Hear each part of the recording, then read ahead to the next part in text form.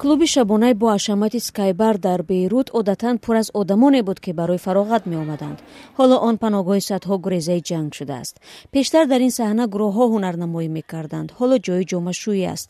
Скайбар дарҳои худро барои беш аз 400 беҷомондагони дохилӣ боз кард ки ҳангоми бомбаборони Исроил ва амалиёти заминӣ дар ҷануби Лубнон ва Бейрут хонаҳои худро тарк карданд.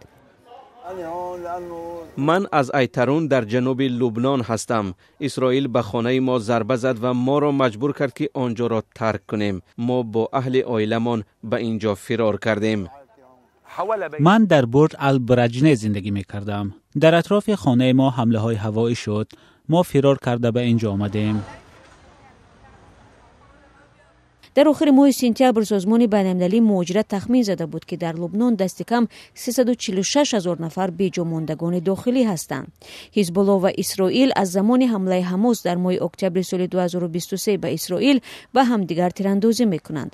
дар моҳи сентябри соли 2024 Исроил ҳамлаҳои низомии худро дар Лубнон бо ҳамлаҳои ҳавоӣ ба ҳадафҳои ҳизбулло афзоиш дод.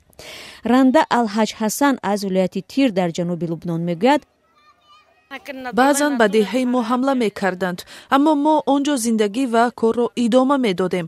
Аммо вақте дар ҳама ҷо беогоҳӣ ҳамлаҳои ҳавоӣ сар шуд, мо дигар мунтазир нашуда борамонро ҷамъ карда аз онҷо рафтем.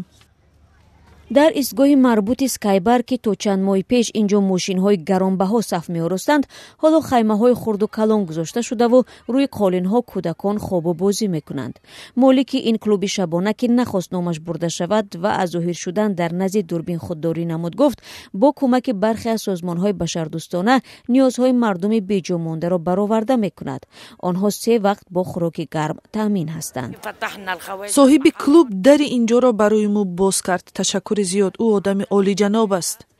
бо идомаи низоъ миёни ҳизбулло ва Исроил, бисёре аз сокинони инҷо мегӯянд ки аз рафтан ба хонаҳояшон метарсанд ва мутмаъин нестанд ки ҷои зисте барои бозгашт хоҳанд дошт.